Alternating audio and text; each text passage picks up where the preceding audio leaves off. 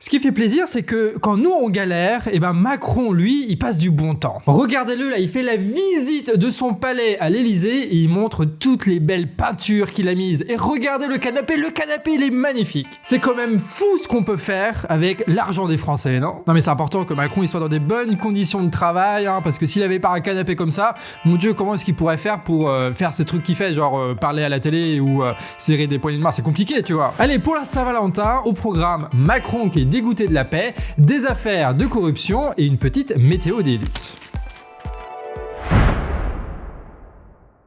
Vous le savez, on vous en parle depuis quelques temps, Donald Trump veut imposer une paix rapide en Ukraine. Et il est en position de le faire puisque l'armée ukrainienne tient en grande partie grâce aux fonds états-uniens. Résultat, Trump fait pression pour obliger l'État ukrainien à négocier aux conditions de Poutine. Et Poutine, lui, ça l'arrange bien parce que le conflit est en train de devenir un gouffre financier pour les Russes. Et cerise sur le gâteau, le secrétaire d'État états-unien à la défense a dit qu'une nouvelle frontière de l'Ukraine s'arrêtera sur la ligne de front. Résultat, après des années de guerre, l'État russe aura réussi à annexer un petit bout de l'Ukraine. Et le vent qui tourne là, Zelensky, il l'a bien senti depuis quelques mois. Mais ce qui le préoccupe, c'est la sécurisation du territoire et les garanties contre une nouvelle invasion. Et dans cette optique, l'exploitation des terres rares d'Ukraine par les industriels états-uniens, ça arrange Zelensky. Oui, ça va être moins facile d'envahir l'Ukraine s'il y a des industriels états-uniens prêts à défendre leur business. Donc là, en fait, on est en train d'assister à une phase qui fait suite à tout conflit, c'est le partage du territoire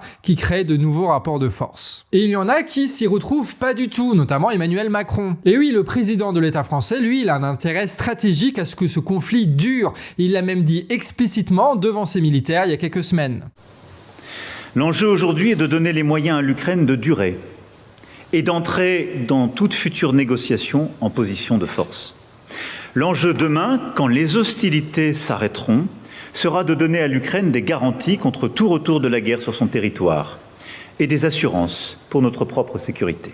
Et Macron, il est aussi parti raconter ça au Financial Times et à la communauté politique européenne. Et son but, c'est d'utiliser l'Ukraine pour faire tampon avec l'État russe. Mais ça permet aussi à Macron de se détacher un peu de la dépendance militaire états-unienne. Et derrière tout ça, il y a aussi un intérêt économique puisque l'industrie française est en position de force en Europe. Par exemple, avec des exportations d'électricité qui n'ont jamais été aussi élevées. La guerre en Ukraine permet donc de vendre des armes et d'exporter au niveau européen, ce qui aurait permis de redonner un petit coup de fouet à l'impérialisme français dans le territoire européen. Et pour plus d'informations sur la stratégie de Macron, vous pouvez aller voir notre vidéo React à sa conférence face aux ambassadeurs qu'on a publiée sur la chaîne Le Canard Réfractaire. Allez, puisque c'est la fin de semaine et surtout la Saint-Valentin, on va vous raconter l'histoire d'amour entre les riches et l'argent. Voilà. On va parler de Bernard-Henri Lévy. Pour ceux qui ne connaissent pas, c'est un philosophe. Ça va, je déconne. Non, BHL, c'est un milliardaire dont sa famille a fait fortune dans la colonisation et qui squatte les plateaux télé depuis plusieurs décennies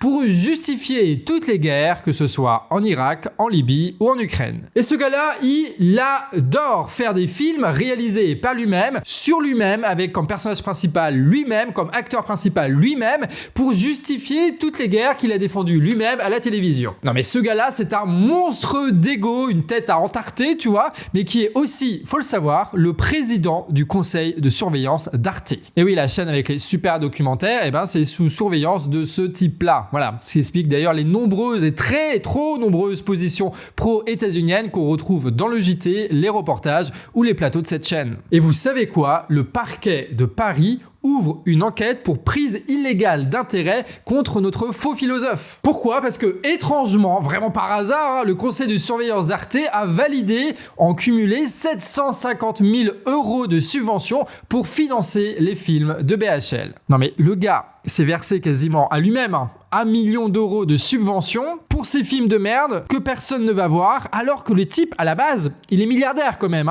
Évidemment, on vous tiendra au courant de l'affaire BHL, tout comme une autre affaire, l'affaire Castex. Et oui, Castex, on l'a tous oublié, mais il a été Premier ministre français avant d'être recasé à la RATP.